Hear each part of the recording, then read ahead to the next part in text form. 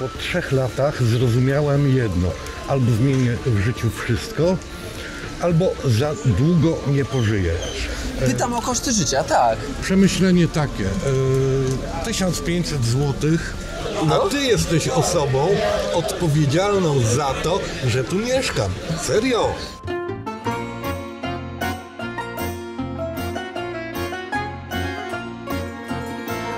Widzicie to? Kurde, grzmi jak piorun, patrzcie na to. Jak błyska. Jakaś powódź tutaj w Tunezji.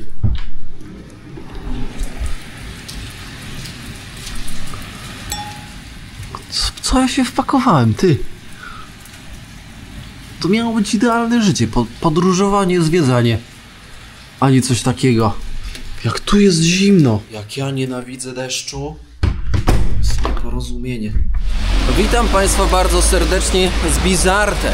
Miasta, które niestety dzisiaj pogodą nie jest łaskawe. Moi drodzy, spotykamy się w takich niekorzystnych warunkach dzisiaj z Polakiem, który mieszka w Turcji już ponad 1,5 roku, Wiesław. I właśnie dziś poświęcimy ten odcinek Wiesławowi, który opowie nam o życiu w Turcji, tutaj w tej małej miejscowości, może nie takiej w sumie małej, na północy. Proszę bardzo, Wiesław punktualnie. Dzień dobry, Wiesławie. Hej, Wiesław, skąd w Polsce jesteś? Poznańskie. Poznańskie. Dobrze, czyli wielkopolskie. Tak, dokładnie. Stary Poznaniak. Stary Poznaniak. Bardzo mi miło, Wiesławie. Zadam Ci wór pytań związanych z życiem w Turcji, bo już jesteś tutaj kawałek czasu. Jesteśmy w Turcji. Przepraszam, Boże, w Tunezji. Tak. Żeśmy nie przeskoczyli za mocno. Dobrze, w Tunezji. Kawał czasu już tutaj jesteś. 1,5 roku. No to myślę, że już możesz coś powiedzieć. Trochę wiem. Tunezja. Już przeskoczyliśmy z Turcji do Tunezji, z Tunezji do Bardzo Turcji. ładnie, podoba się. Tak jest, ale skupmy się jednak na tej Tunezji, dobra? Powiedz, co Cię skłoniło do tego, żeby przybyć właśnie do Tunezji? Bo to nie jest tak, że siedzisz sobie w domu i mówisz, dobra, Tunezja, pyk, jestem.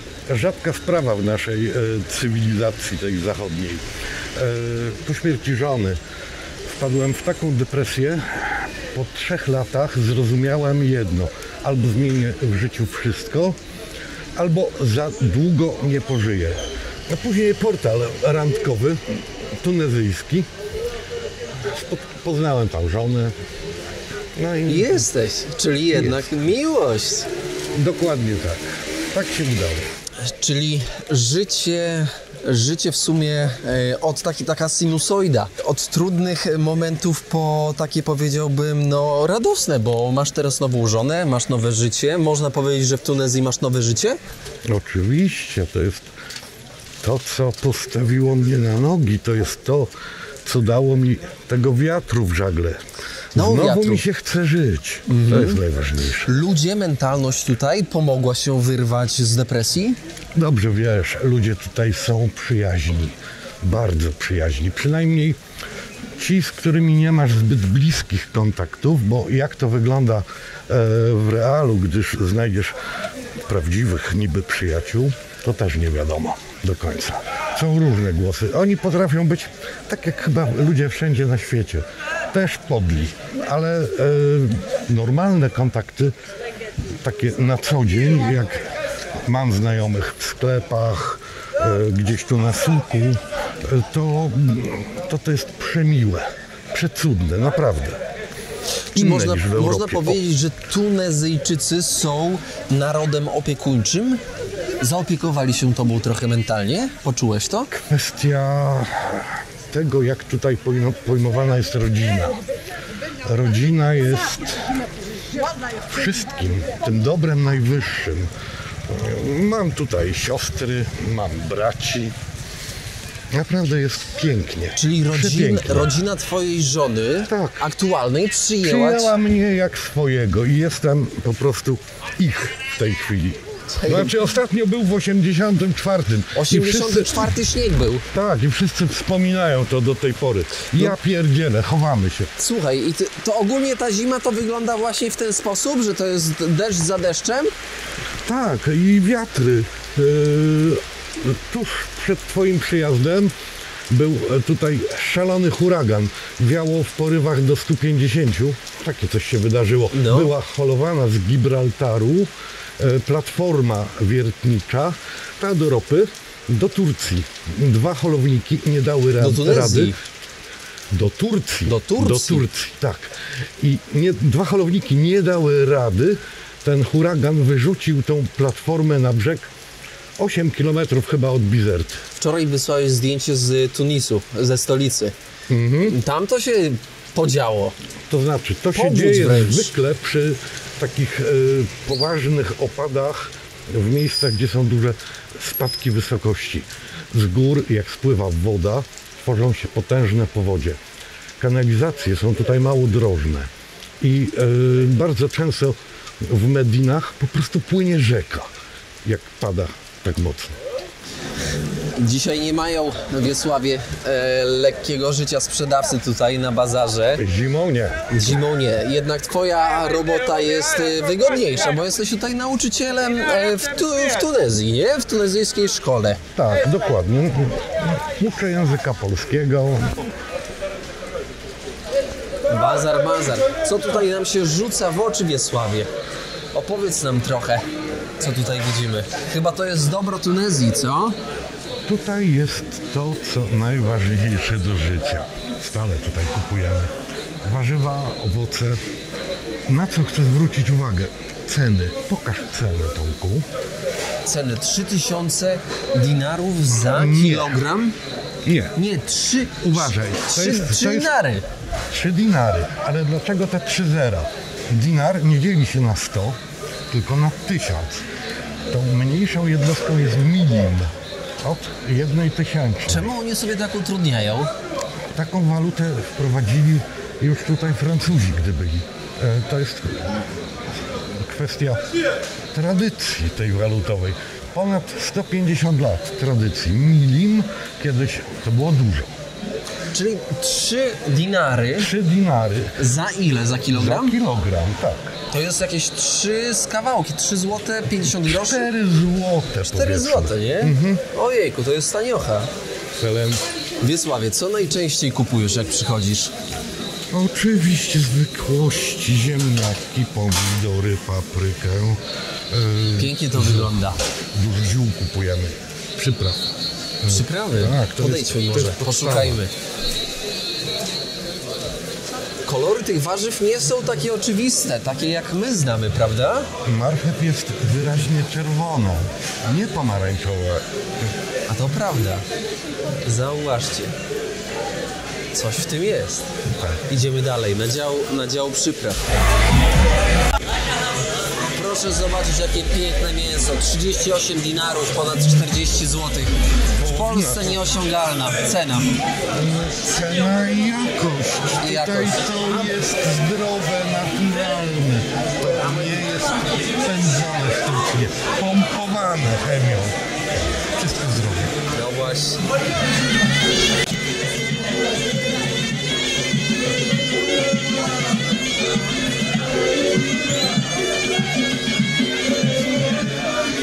Hala rybna. Zapach dzieje się tutaj, ale zapach, się dzieje. ale mocny. Tak. Mocny jest, z sandałów może wyrwać, nie? Za to większość tych ryb jest też zdrowa. To nie są ryby z hodowli wielkoprzemysłowych. To są normalne, łowione w morzu ryby. Tam dalej zobaczymy takie fajne, duże. Pokaż jeszcze, są owoce morza. Zobacz, co tu się dzieje. Ale po prawej, świeżyna. po lewej. Świeżyna. Kalmar, Kalmar, przepraszam. Kalmar, tu ośmiornica. Też kalmar. Tu masz krewetki. kalmar? Tak, inne gatunki. Tu masz krewetki. A to co to jest? A to już oskurowana. Ależ ryb, aż ciężko w ogóle. Wow. Tomku, mam dla Ciebie fajną rzecz. Zobacz tutaj przy Panu te takie centki. To są mureny. Mureny. Murena. I murena jest trująca. Nie. W sensie jak ugryzie, no to... Jak ugryzie, ona może Cię zarazić czymś. Ale to nie wynika wynika z tego, że ma jad, tylko to, co ma w gębie. Murena.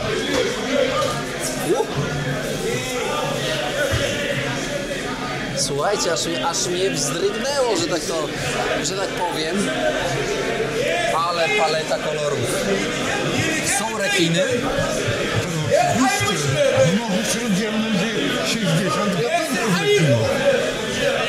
Proszę zobaczyć. Co to jest? Cała rodzina by się najadła. Ja cię. Wiesławie, czy faktycznie będąc tutaj w Tunezji poczułeś ulgę na portfelu? Koszty życia, o to pytasz? Pytam o koszty życia, tak. Przemyślenie takie, 1500 zł wystarczy na wydatki, wystarczy na koszty życia miesięczne. W tym liczę, ja palę, paczka papierosów dziennie. To dużo pali. W tym mogę sobie chodzić do kawiarni co jakiś czas. Na kawkę. Na taką kawkę, konkretną kawkę. Arabską. Tak. I co jakiś czas mogę odłożyć, żeby sobie pojechać na lokalną wycieczkę. Ale mówimy tutaj Taką też już jednodniową. po opłaceniu rachunków, Tak, po opłaceniu gazu, wszystkiego. po opłaceniu wszystkiego. 1500 zł plus te dobroci, o których które wymieniłeś. Liczymy? Wynajem mieszkania. Znajdziesz tutaj fajne mieszkanie za 400-450 dinarów. Mówimy 50 metrów, więcej, mniej. Niektóre i po 120 w tej cenie. Arabowie nie mają takich klitek jak w Europie. Tutaj jest Tutaj są czuć tą wygodne przestrzeń. mieszkania. Tak, dobra. A rachunki? Rachunki. Przeliczając na złotówki, za prąd płacimy na 2 miesiące około 50 zł. Wcale sobie nie żałując.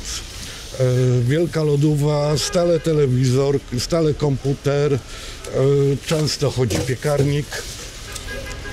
No, a inne jeszcze. No dobra, no to... Woda w okolicy 15 zł na 2 miesiące. No to można lać, co? To można fontannę sobie zrobić. W ogóle nic nie ma. Okej, czyli te 1500 zł, taka powiedziałbym niska renta, emerytura. Wystarcza na normalne życie tutaj. Takie, gdzie nie musisz liczyć, ile ci zostało. To jest chyba przyjemne. Nie czujesz takiej presji, nie czujesz takiego, wiesz, stresu, że Wiąże się jeszcze z czymś innym, tym, co tu jest najlepsze. Styl życia. Styl życia bez presji, bez biegania. Tu nie ma deadline'ów, tu nie ma tego, że musisz jutro, dzisiaj i w międzyczasie jeszcze 3 następne rzeczy. Tu żyjesz spokojnie. Podeszli chłopaki coś zagadać. Powiedziałeś coś po arabsku, prawda? Tak, po tunezyjsku dokładnie. Oni często mylą Poland z Holland. Z reguły tak bywa. Żeby im wyjaśnić, skąd jesteśmy, powiedziałem tak. Natik bunia in żibek fi Bologna. To jest takie powiedzenie dziecięce. Uważaj, jak cię walnę, to polecisz do Polski. Polska w kulturze tunezyjskiej. No i widzisz, wyjaśniam, muszę się nauczyć, będę powtarzał. Aha. Temat nieodłączny, bliski nam mężczyznom. Kobiety. Wieloletni związek z Polką i teraz z Tunezyjką. Pewnie nie jeden z widzów, a nawet z widzek pewnie, zastanawia się, czy są odczuwalne różnice w budowaniu związku, relacji między wiesz, mężczyzną a kobietą. Tunezyjki nie są konfliktowe, nie szukają okazji do awantury, do kłótni. Wiążąc się z Arabką lub Berberyjką, wiesz jedno, ona będzie ci wierna. Bezwarunkowo wierna. No i nie ma problemu z rzeczami typu alkohol, typu ucieczki z domu i tak dalej. One są uczciwe, no i co ważne, to są idealne panie domu. W domu masz zawsze czysto i masz super jedzenie. No z Polką też nie miałem problemów, prawda, ale ta średnia jest na plus Tunezyjek. Nie wiem, czy w ogóle zauważyłeś jedną rzecz. One są śliczne. Przeciętna Tunezyjka jest piękna, naprawdę. Są Ciemne włosy, ta te karnacja. długie, ciemne włosy, Takie to jest lśniące. poezja, tak. I zauważ, jak będziesz miał okazję, dzisiaj pada, to za dużo ich nie ma na ulicy, jak one się poruszają. One chodzą z taką gracją, z taką arabską manierą, która po prostu jest nieodparta. dla Wiesław mężczyzny. przepadł tutaj. Widzowie, Przepadł? czy widzicie, jak Całkowicie. niczym poeta opisuje kobiety tutaj. A powiedz, kobiety tutaj w Tunezji nie ma co ukrywać. Można powiedzieć, że kobiety w Tunezji są wolne Wolność względem kobiet. innych Tak, krajów tak, arabskich, tak. prawda? No tutaj jest zupełnie inne prawo. Po uzyskaniu niepodległości przez Tunezję prezydent Bourguiba wystosował kilka zmian konstytucyjnych. Tunezyjki po pierwsze nie mają przymusu małżeństwa. To jest w islamie powszechne. Czyli trzeba wyjść za mąż. Nie to, że za kogoś tam konkretnego, ale ona musi wyjść za mąż. Po drugie, Tunezja to jedyny kraj arabski, gdzie nie funkcjonuje Poligamia. poligamia. Poligamia jest tutaj zabroniona. Naprawdę, czyli co, mężczyzna nie może mieć dwóch, trzech żon, Nie, absolutnie. a nawet 10, jeśli ma pieniądze. To znaczy, mając pieniądze można wszystko, nawet w Tunezji, ale prawnie jest to zabronione. Tunezyjki mają prawo do swojego majątku, mają prawo do rozwodu z własnej woli.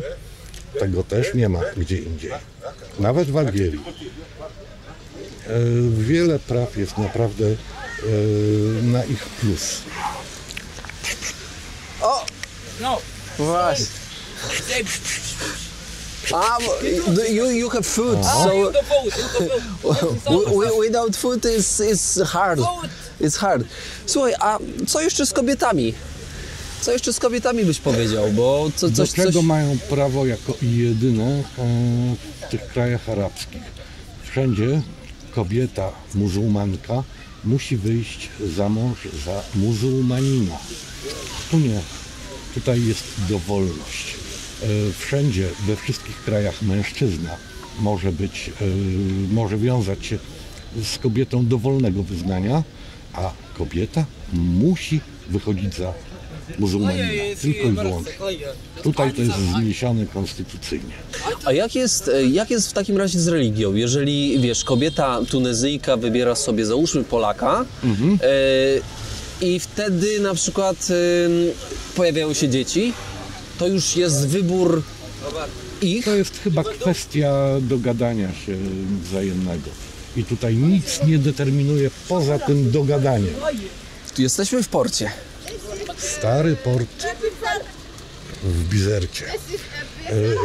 Miejsce historyczne. Tutaj zaczęła się nie tylko Bizerta, ale zaczęła się wręcz cywilizacja w północnej Afryce. 1100 przed naszą erą Fenicjanie założyli tutaj miasto, którego kontynuacją jest Bizerta. Miejsce idealne. Kanał, który prowadzi do morza.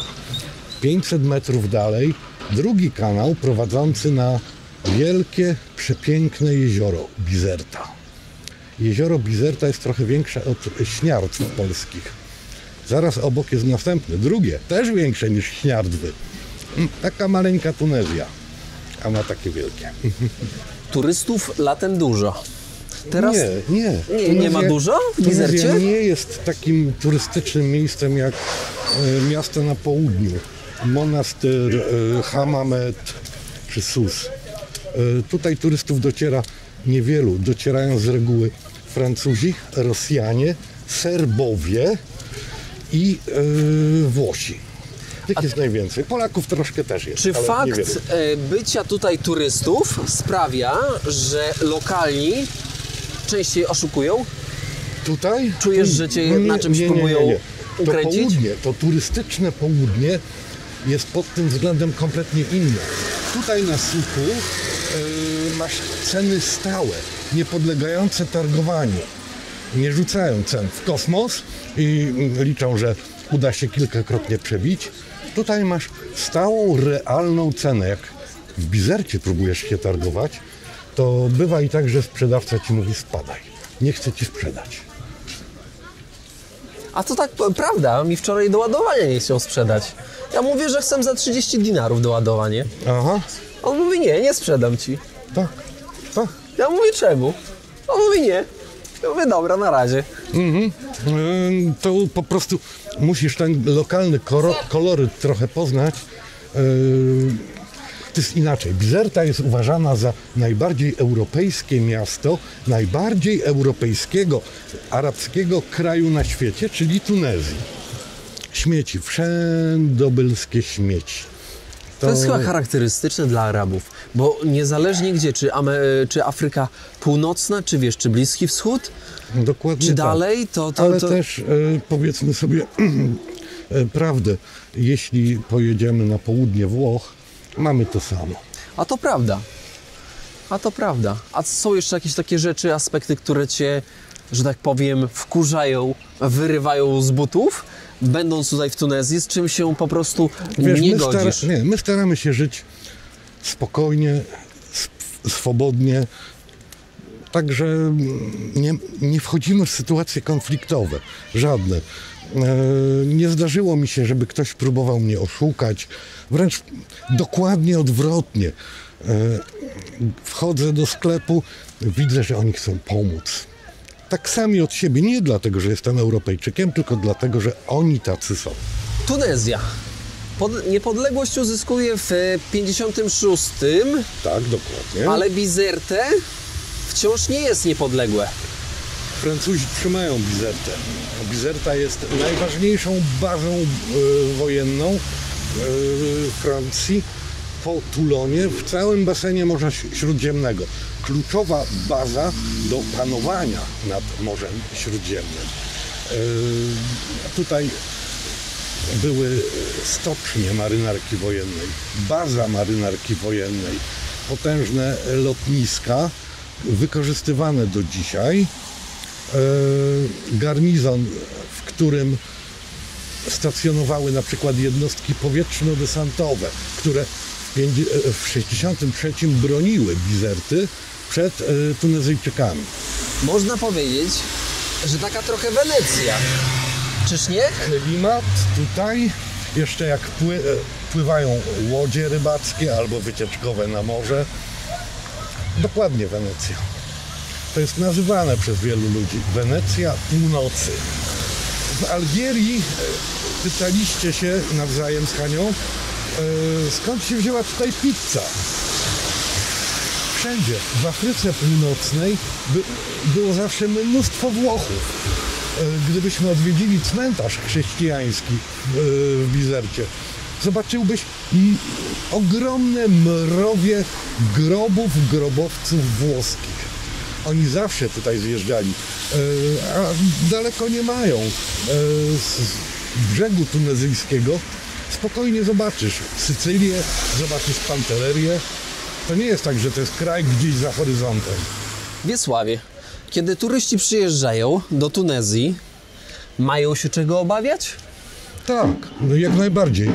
Facet tego, że zakocha się w Tunezyjce, dziewczyna, że zakocha się w Tunezyjczyku i będą chcieli zostać. To jest jedyna obawa. Poziom bezpieczeństwa w kraju jest wyższy niż w Europie. Jest tutaj pełno policji. My ich nie widzimy, oni są po cywilu, tak. To jest tak zwana policja turystyczna. Oni są wszędzie, zawsze i wszędzie. Europejczyk może tutaj czuć się naprawdę swobodnie. Wejście w zaułki tej Mediny, przy której jesteśmy, w nocy, o północy, jest dla mnie zdecydowanie bezpieczniejsze niż wejście na dowolne polskie osiedle, na dowolne blokowisko. A to Zobacz, dużo tam mówi. mamy wycieczkę, lokalną wycieczkę Cóż to za instrument? Bębny? i takie Ale dudy. Dudy. Tak, to jest tradycja tunezyjska. Tradycyjny tunezyjski sposób wyrażania radości. Przyjechałem, zwiedzam Bizertę. To jest jakaś wycieczka szkolna? Może? Szkolna albo organizowana przez takie lokalne biuro turystyczne. Jeździliśmy na takie wycieczki już kilka razy. Zawsze tak samo, identycznie. Super, naprawdę. Klimat jest rewelacyjny. Zarobki przeciętnego Tunezyjczyka nie są może aż takie wysokie. Mówię o przeciętnym Tunezyjczyku, takiego, którego spotkamy na ulicy. Średnia, którą podają media, to jest 600 dinarów miesięcznie, ale czy to jest w jakikolwiek sposób zgodne z prawdą? Nie jestem w stanie tego stwierdzić. 600 dinarów, czyli w sumie... dinarów, czyli powiedzmy 800 zł miesięcznie. Tym niemniej, dwie osoby w małżeństwie pracują, im wystarczy. Wydaje mi się, że realne ich zarobki są zdecydowanie wyższe. Większość ludzi pracuje tutaj na czarno, bez ubezpieczeń. To od razu podnosi stawkę, którą otrzymują. Widać na ulicy mnóstwo aut. Dobrych aut. Dobrych aut, oczywiście. Mój sąsiad ma 3-letnią BMW i żonie kupił Discovery. Tego takiego jeepa angielskiego.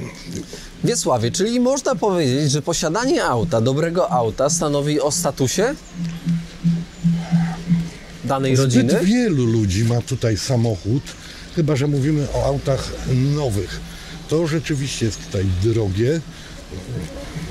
Auto 4, 5, 10-letnie może kosztować 2 razy tyle, co w Europie. Ale oni jeżdżą, oni mają te auta. Chyba widziałeś, jak wygląda ulica w Szczycie. To się przebić nie idzie przecież. To prawda. A po takim czasie już mieszkania w Tunezji, czy dalej przeliczasz na złotówki? Nie, absolutnie. Przeliczam złotówki na dinary teraz. Czyli już jesteś swój tutaj. Oczywiście. Stary Tunezyjczyk. Wiesz, co mnie korci? Szukałeś drugiej połówki, nie? Ale zobacz, tyle świata, a wybrałeś portal tunezyjski. Skąd w ogóle pomysł na tunezyjski portal? Arabski, powiedzmy ogólnie arabski. Arabski, okej. Czyli tam nie pomysł? było tak, że to jest tylko Tunezja. Nie, To nie, był nie, to różne strony świata. Od Maroko do Syrii wszystko. Dlaczego? Ja od małego miałem takie zainteresowania odnośnie kultury arabskiej, kultury berberyjskiej. Myślę, że w tych sprawach jestem jednym z lepszych polskich ekspertów. Serio. Mało ludzi ma pojęcie. Bo trzeba zaznaczyć, że jesteś nauczycielem geografii z wykształcenia, prawda? Z wykształcenia jestem kulturoznawcą. To jeszcze bardziej, bo te wszystkie rzeczy kulturowe to właśnie był przedmiot moich studiów. Muzyka arabska. Zawsze ją kochałem. Stąd też jakiś Zainteresowanie kobietami z tych stron. No to znaczy tak, jak zacząłem drążyć temat bo wszyscy zgodnie mówili, że Arabki są takie, a nie inne. Dlaczego To nie? wybrałeś. No dobra, ale to był strzał w dziesiątkę na zasadzie wchodzisz, rejestrujesz się, I wybierasz... po 2 tygodniach napisała. Napisała, odpisała, bo napisałeś do niej, tak? Napisała ona do Ona? mnie, Salem. Tylko tyle. Odpisałem, że nie mam czasu dla niej, bo byłem w pracy. Pracowałem. No, Wieczorem odezwała się ponownie. Salem. No to ja jej tak. A, taka uparta jesteś. To ja ci dam taką fajną zagadkę. Napisałem jej z 5 stron A4 cały mój życiorys. I sobie myślę, no to teraz masz co robić, masz zagwozdkę. Po pół godzinie dostaję odpowiedź. 5 stron A4 jej życiorysu. I to nie co pisała, tylko jak. No i to już byłem utopiony. W jakim języku? Po francusku? Po francusku. Bo ty dobrze czujesz się z francuskim. Też nie. To wszystko to jest takie, taka kołomyja życiowa. Gdy miałem 14 lat, mama siłą zaciągnęła mnie do nauki francuskiego prywatnie, twierdząc, że to kiedyś, że ja zobaczę, kiedyś to mi się przyda w życiu. 14-latek, bunt, tak? Led Zeppelin, Deep Purple, te klimaty i francuski nagle. No ale się pouczyłem I i wyszło. się przydało. I żona się, że tak powiem, zjawiła, która mówi po francusku. Tak, ona mówi idealnie po francusku. Czyli mam wnioskować, że ten pierwszy kontakt na tym portalu randkowym zaowocował tym, że jesteś tutaj w Tunezji. Tak. To było naprawdę bardzo, że tak powiem, jak grom z jasnego nieba. No, ja się spodziewałem, że tak to się skończy, ale że tak ładnie, tak szybko, po pół roku pisania, no niecałym, 5 A miesięcy. widzieliście się Nie. w tym czasie? Nie, absolutnie, tylko fotki, nawet nie wideo, Wow. nawet nie rozmowy wideo. Dobra, a Wiesław, po pół roku pisania decydujecie się, że ty przenosisz się do Tunezji? Tak, był temat, gdzie mieszkamy. Ona chciała w Polsce, ale ja stwierdziłem, że ona zamarznie w tym kraju. I miałem rację, naprawdę. One są wrażliwe na temperatury. Pół roku pisania, Wiesław. Wystarczyło? Wystarczyło. Jesteś w Tunezji ze swoją żoną, która ma na imię? Szedia, to jest imię egipskie. Egipskie, Od aktorki Szedia. egipskiej, słynnej aktorki z lat 60. To prawda. Przyjeżdżasz tutaj, poznajesz, witasz się z Szewią. Co czujesz? Tak jakbym ją znał całe życie. Nie było żadnej różnicy. Po prostu wzięliśmy się za rękę, poszliśmy na spacer. Wszystko. I tak żyjemy sobie naprawdę zupełnie bezkonfliktowo do teraz. Nie ma problemu żadnego. Czyli to pokazuje, Jakiegoś że takiego. to Wiesław pokazuje, że niezależnie od tego, w jakim momencie życia jesteś, nawet w tym najgorszym, gdzie dociska cię depresja, jest światełko w tunelu. O tak, o tak. Zawsze jest światełko w tunelu. Ja myślałem, że już nic więcej z życia nie będę miał. W tym wieku, po śmierci żony, którą naprawdę szaleńczo kochałem, nie wyobrażałem sobie dalej życia. A jak się okazało, to po prostu wystarczy tak i jedziemy dalej. To brzmi jak scenariusz. Wchodzę na portal randkowy, piszę sobie z kobietą przez pół roku, przyjeżdżam do Tunezji, odmieniam całe swoje życie. Babam. Można? Można. Co to znaczy direkt w kawiarni lokalnej? Kawa ze spienionym mlekiem. Piękna rzecz. Cudowna. Ja to herbatkę zawsze piję. Lokalna kawiarnia. Zobacz, ile tutaj ludzi, ilu mężczyzn. Każdego stać na to. Niedroga, przyjemna Chcę cena. zauważyć jedną rzecz, która jest też wyjątkowa. To nie jest kawiarnia dla mężczyzn, to jest kawiarnia koedukacyjna. Rzadkość tutaj. Ale żeby było jeszcze śmieszniej, w Bizercie są kawiarnie tylko dla kobiet. Tylko dla kobiet. Tak, wyłącznie mężczyzn tam nie wpuszczą. Idziemy.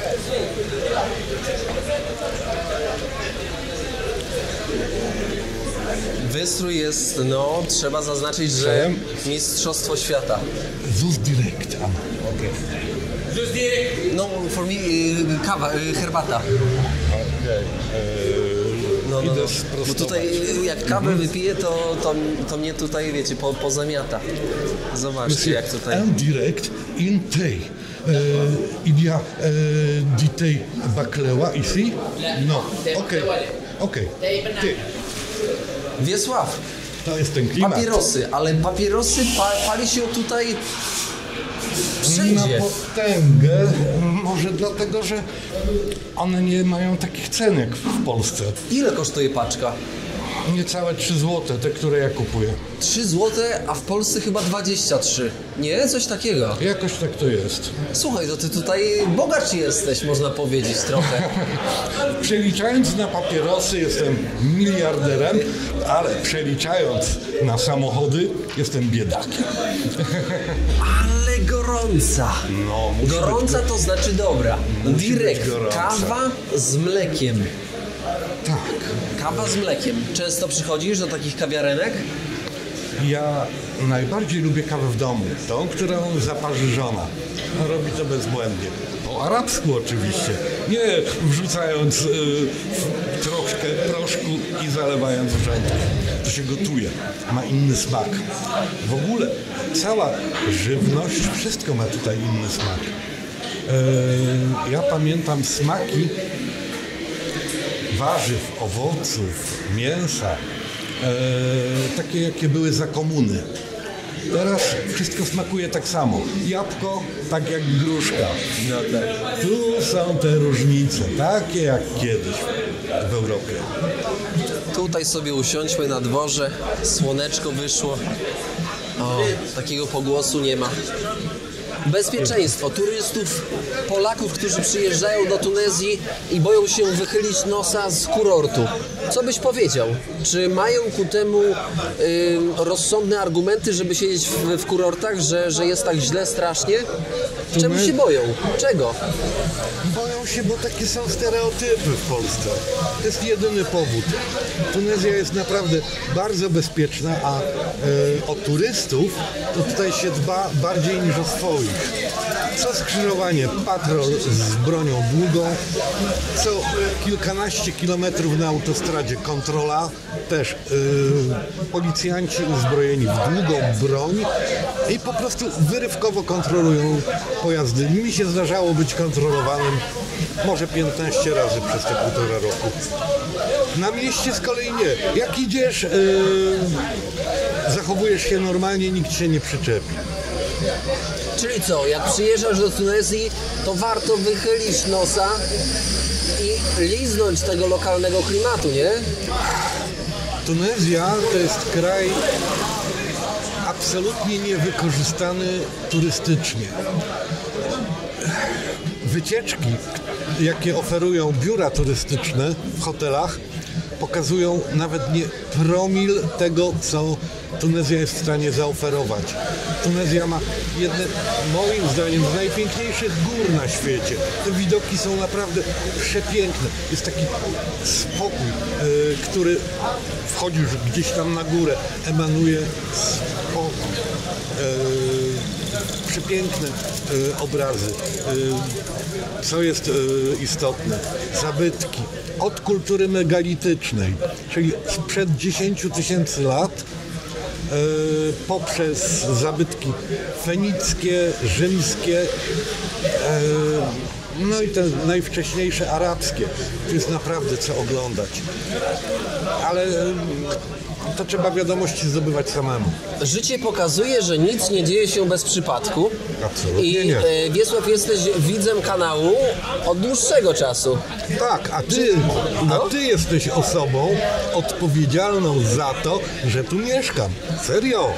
Oglądałem, będąc w Polsce jeszcze, twoje filmy z Iranu, z Pakistanu i oglądając uzmysłowiłem sobie to, że w ogóle życie w tych krajach jest możliwe. Wcześniej uważałem tak jak większość Polaków. Terror, islam, który jest tylko i wyłącznie terroryzmem. No i że jak przyjadę tutaj, to mnie natychmiast zabiją, obrabują i będzie pomysł.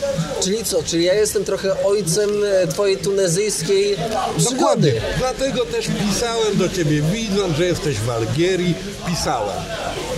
Cieszę się, Wiesławie, dziękuję za wiadomość, bo to jest naprawdę to coś pięknego usłyszeć, że poniekąd wpłynąłem na to tu, gdzie jesteś i to, że jesteś szczęśliwy. A ja mam nadzieję jeszcze, że być może pomogę komukolwiek w podjęciu podobnej decyzji. Pod wieloma względami warto. Trzeba przyjeżdżając tutaj na stałe, trzeba umieć sobie zdawać sprawę z tego, co jest dobre i co jest złe. Jeśli akceptujesz to, co niekoniecznie jest takie jak w Europie, z tych rzeczy typu, nie wiem, choćby ten porządek na ulicach, o którym mówiliśmy, to możesz żyć za naprawdę niewielkie pieniądze spokojnie, tym innym ich trybem życia. Zobacz, zostawiłem plecak, ja tam mam pieniądze, nawet nie zwracam uwagi, wiem, że nikt tego nie ukradnie. We Francji? Chwila, moment. Tak, I by nie było. na pewno. Kamery tam też ma, także to Za kawę, herbatę płacisz na wstępie?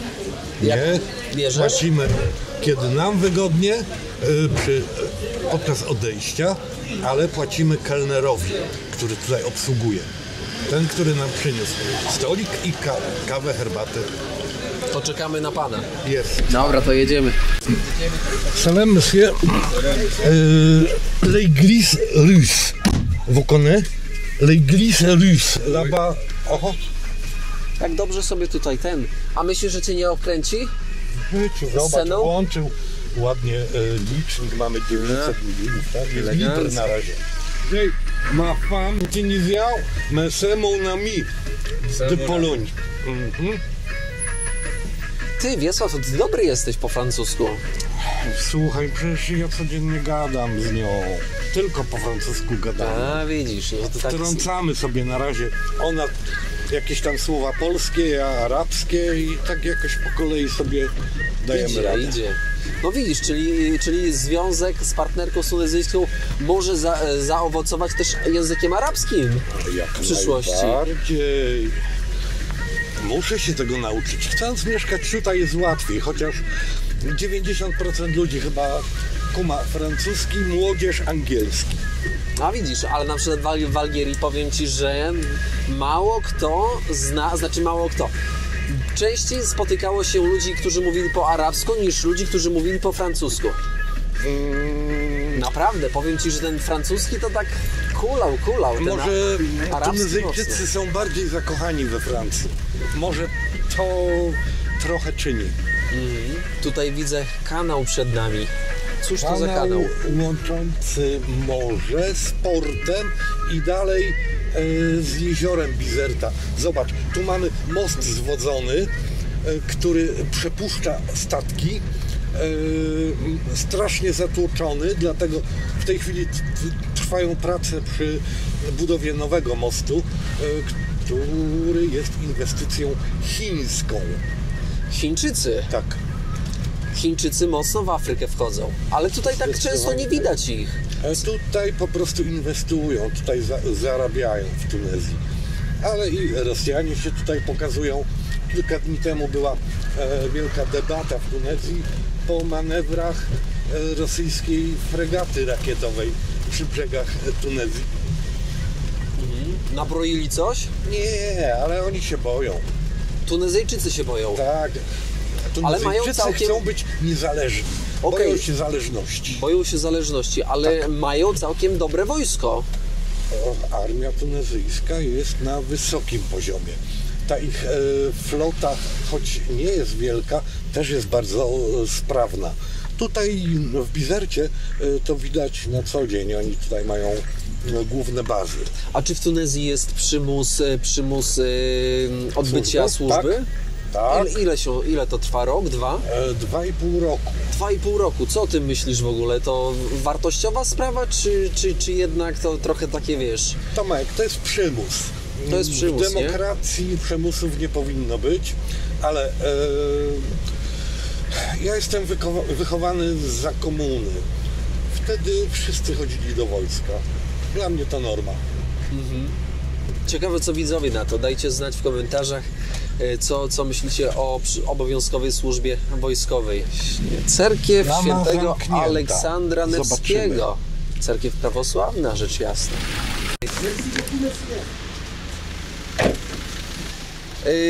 Wycieczka taksówką 2 zł, 2,50. No 3 złote, całe 3 złote. I na taksometrze 2 widać. kilometry, 2 tak. kilometry, taksometrze widać wszystko jak na dłoni. Cerkiew Świętego Aleksandra Nevskiego chyba jedyna w Bizercie. Jedyna chyba w Tunezji taka budowana spontanicznie. Ona została zbudowana na początku lat 20. przez rosyjską kolonię, która została zapoczątkowana przez rosyjską flotę carską, która tutaj została ściągnięta przez Francuzów po rewolucji październikowej. Czyli to też może być przyczyna, dlaczego tak często widzimy, często widać blondynki, kobiety z niebieskimi oczami, bądź Tak. mężczyzn, czyli ta Po mieszanka części krwi. Berberyjki, po części Rosjanki, Serbki, o czym Ci mówiłem. Bardzo dużo Francuzów, Włochów. Tych genów tutaj jest multum. Wymieszane, prawda? I jak my się tam dostaniemy? Nie wiem. Uwaga, uwaga, wejście smoka. To jest bramka, ale jest coś mi się Poczekaj. tutaj nie otwiera. Może jest plebania, zaraz wejdziemy i spróbujemy, no. Wiesław, o co chodzi z tymi kotami, pulpetami, witam. Którędy to jest do cerkwi? No czego, no? Daj łapkę. Nie. Kotów jest tutaj mnóstwo i Co to się tutaj podziało? oni kochają koty. Chociaż teraz jest też moda na psy. Siostra mojej żony ma 2 o takie. To znaczy, że może sobie pozwolić, nie? Bo tak. Tak. Co tam? No powiedz coś do widzów. Miał, miał. Ale on po arabsku miał. To po arabsku, to Tak, prawda, to i wy nie na zrozumiecie. Kici on nie A zareaguje. na co zareaguje? On reaguje na A, nie bój się, nie bój się. Idziemy szukać wejścia do cerkwi. Dobrze, Próba tutaj. 40, przedarcie się do cerkwi.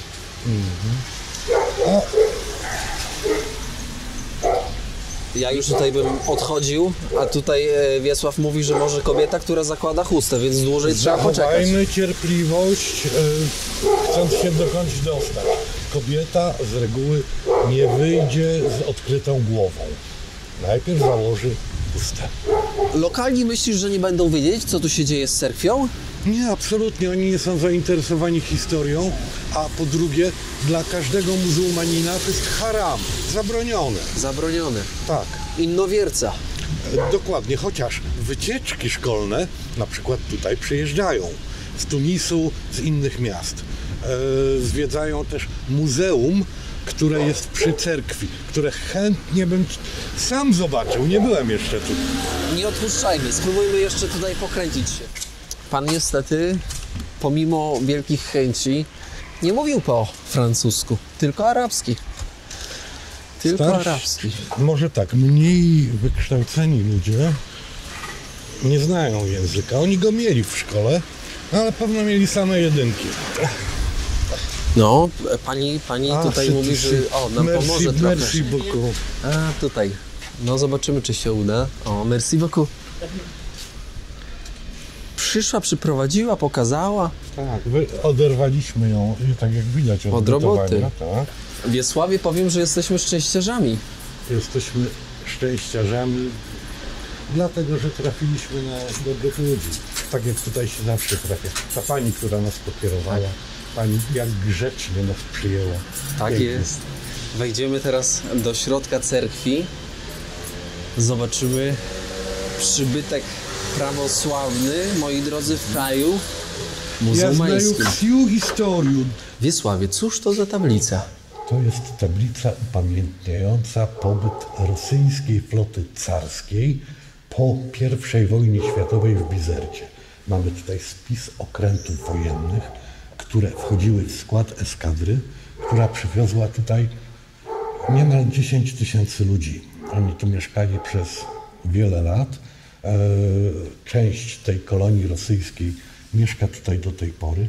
Tutaj mamy tablicę poświęconą księżniczce Anastazji Szyryńskiej, która zajmowała się sprawami całej rosyjskiej tej kolonii tutaj w Bizercie. Była znaną nauczycielką matematyki. Jej grób znajduje się w tej chwili na cmentarzu w Bizercie. Proszę zauważyć, carskie wrota. Idę, żeby pokazać wam ikonę, która ma ponad 100 lat. Proszę bardzo, tutaj się zachowała w takiej oryginalnej formie. Tutaj są też kolejne ikony, które są podarkami z różnych części świata, między innymi też z Rosji.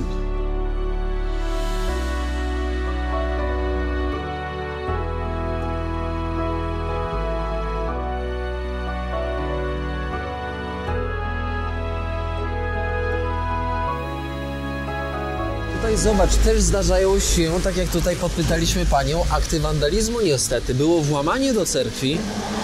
Wszystko może się zdarzyć, Tak. niestety. Ale z czego to też wynika? To nie jest cecha islamu jako religii.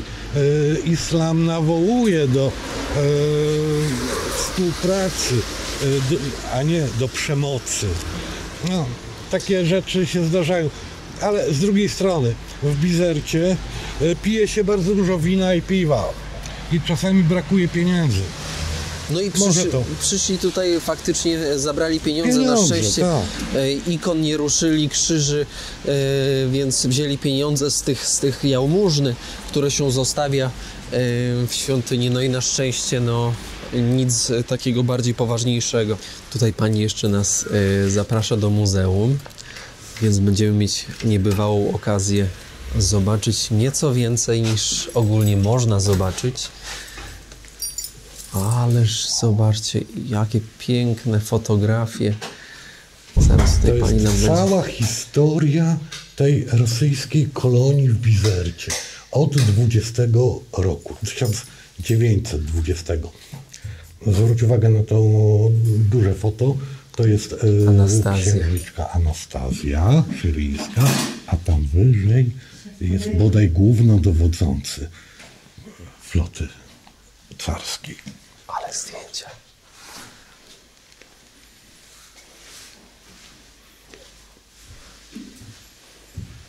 Tu jakiś Sekretarzyk, jaki stół z krzesłami zabytkowy. Wszystko w takim stylu kolonialnym. Tutaj proszę zobaczyć, to jest zakopanie kamienia węgielnego. W 37.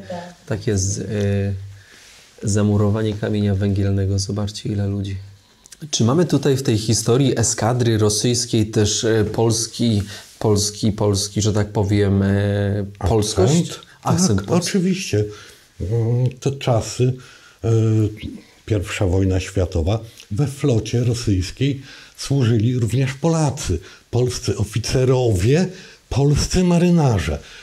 Ilu ich było tutaj, nie wiem. Coś do picia. Zobaczmy, co tutaj wiesz. Wskakuj. Nie wygonią. Poczekamy, pójdziemy do następnego, ja wiem co tu. A tam nie ma Chyba, jakiegoś że chcesz napitku? wody. Co wybrałeś? Wybrałeś Bogo. Buga. Buga. O smaku cydrowym. Cydrowym, czyli to jest taki napój gazowany? To jest odpowiednik Coca-Coli. Dla tych ludzi, którzy są w wieku jak ja, to jest piękne wspomnienie młodości. Polokokta, proszę Państwa. To jest odpowiednik polokokty. Jest znakomite w smaku. Lepsze niż Coca-Cola. Powinien pracować w marketingu. Ja wziąłem Tropico. Ogólnie to, że w Bizercie jest dużo wiesz, jednostek wojskowych, to jest na plus dla was, bo co to daje? Największy plus? Bezpieczeństwo oczywiście, chociaż rakiety są tutaj wycelowane w ewentualnych przeciwników, ale mamy zawsze wodę i prąd. Co nie jest takie oczywiste. W Tunezji są z tym wielkie problemy. Nawet w stolicy, w Tunisie są regularne, długotrwałe przerwy. Widzicie, to nie jest tak jak w Polsce. Kto pamięta, że miał przerwę w dostawie prądu bądź wody? Naprawdę, dajcie znać w komentarzach, bo jestem ciekaw. Bo ja naprawdę już nie pamiętam. Kiedy? No jesteśmy przy cmentarzu chrześcijańskim, I tu trzeba który jest dzwonić. ewidentnie... Uważaj, bo go tutaj odpowiednie jednostki pilnują. A, Czekaj, nie. ta akurat jednostka Musi to nas- mogłaby co najwyżej sandała obwąchać. Musi nas wpuścić. Oj, ty bidulo, ty. Jesteśmy na cmentarzu chrześcijańskim, który nie jest takim, powiedziałbym, przybytkiem oczywistym w Tunezji. I Bizercie jak najbardziej normalne. Przyjrzyj się napisom na grobowcach. Rodziny włoskie. To jest aleja, gdzie są tylko i wyłącznie włoskie groby. Ale mamy tutaj też kwaterę rosyjską, tych ludzi związanych z tą flotą carską i mamy też kwaterę serbską. Podczas I wojny światowej tu było 60 000 Serbów. Zobacz też, brama zamknięta, dozorca, opłacany. Gdyby tego nie było, no to niestety można by było sądzić, że byłby zdewastowany cmentarz. Chyba tak. Nie wiem. Mi się wydaje, że wielu z nich ma naprawdę szacunek. Może nie tyle dla Kościoła, ale dla zmarłych. Tak powinno być i chyba w wielu przypadkach tak się dzieje. Powiem szczerze, że wszędzie tam, gdzie ruszam w świat i widzę odwiedzam polskie cmentarze, wszędzie te polskie cmentarze są z dozorcą, są zamknięte na klucz. Mówię tutaj też już tak ogólnie, że te chrześcijańskie cmentarze, one są najzwyczajniej w świecie pilnowane. Ludzi, którzy szanują, jest na pewno wielu, ale tych, którzy nie szanują, nawet jeżeli to będzie 1%, to niestety zniszczą dziedzictwo i to, co udało się do tej pory, wiecie, po prostu w historii osiągnąć. Gołym okiem można stwierdzić, że władze lokalne no nie kładą pieniądza, że tak powiem, na renowację przybytków chrześcijańskich. Ale nie kładą też na renowację swoich cmentarzy. W islamie to jest normalne. Ty dbasz o grób swojej rodziny. Tylko trzeba zaznaczyć, że też rzadko dbają o groby swoich rodzin. Nie ma tego jakoś tak Żałuję, że nie zobaczysz wypracowane. cmentarza tutaj, bo tu są piękne nagrobki. Tu jest czystość. Tu ludzie przychodzą co czwartek, zwyczajowo, przed świętem. Piątek, tak? To dzień święty dla islamu. I w czwartki opiekują się grobami. Sprzątają, myją, sadzą roślinki. To jest inaczej. Zupełnie inaczej niż to, co pokazałeś w Algierii. Powiedziałbym dość ciekawe i że w kraju muzułmańskim tak przykładają wagę. Tu jest... Maria Lucja Mosko. To jest chyba Włoszka, ale tutaj Małgorzata Dziemidowicz. Chyba jedyny polski grób tutaj, tak. Nie? Zobaczmy, 2019 rok, 63 urodzona, zmarła 13 października 2019 roku, kiedy to mieliśmy okazję wracać z wyprawy z północy na południe Afryki. Tam są angielscy marynarze. Masz piękny pomnik z krzyżem. No, tutaj dość nietypowe zdjęcie babuszki. I zobaczcie, tutaj przynosi się słodycze, które babuszka lubiła jeść. Tu wafelki. Jeszcze zobacz, i zobacz, jest oliwa. Oliwa. Tak jest. Czasami można też alkohol znaleźć. Wiesławie, bardzo dziękuję w imieniu swoim, jak i widzów, którzy właśnie oglądali w czasie przeszłym, mówię, bo już obejrzeli, jak do tego momentu dotarli odcinek. Bardzo dziękujemy za wspólną podróż po Bizertę. No i co? I możemy zaprosić do Tunezji? Większą grupę ludzi? Tak. Chyba tak, bez nie ma co się... obaw, bez zastanawiania się. Tutaj można wręcz żyć, naprawdę. A tym, Wiesławie, którzy szukają miłości, myślisz, że znajdą ją w Tunezji? Tak jak ty ją odnalazłeś? Mnóstwo Polaków ma żony, mnóstwo Polaków ma mężów tutaj, Polek ma mężów tutaj. To jest norma, już teraz międzynarodowa norma. Bonjour, monsieur. My tu wjechaliśmy, że tak powiem, ici. na pałę trochę. Spokojnie, konsekwencji nie było za tak zwany wjazd z sandała na cmentarz. Zauważyłeś, on po włosku do nas mówił. Po włosku? Tak. A to ja trochę może i na Włocha wyglądam. Słuchaj, Wiesław, czyli co? Czyli mówisz, że jednak tutaj znalazłeś swoją ostoję, swoje miejsce i teraz Tunezja jest twoim domem. Inaczej już chyba nie będzie, a na pewno to życie tutaj jest na tyle inne, na tyle spokojniejsze, na tyle milsze i zdrowsze, że ja nie mam tej presji na Europę, naprawdę. No dobrze, Wiesławie, to co? Dziękujemy bardzo. Życzymy, żeby wszystko w twoim życiu się ładnie poukładało, bo ładnie się do tej pory Dzięki. układa. Jesteś szczęśliwy, masz swoją drugą połówkę tunezyjską. Życzę ci, żebyś szybko nauczył się arabskiego, żebyś mógł dalej skrywać tęże kulturę, że tak powiem, od środka jeszcze bardziej. No i co? I do usłyszenia, do zobaczenia w Tunezji, bo chyba szybciej Miłego. będzie w Tunezji niż w Polsce. Na pewno zapraszam, tutaj zapraszam.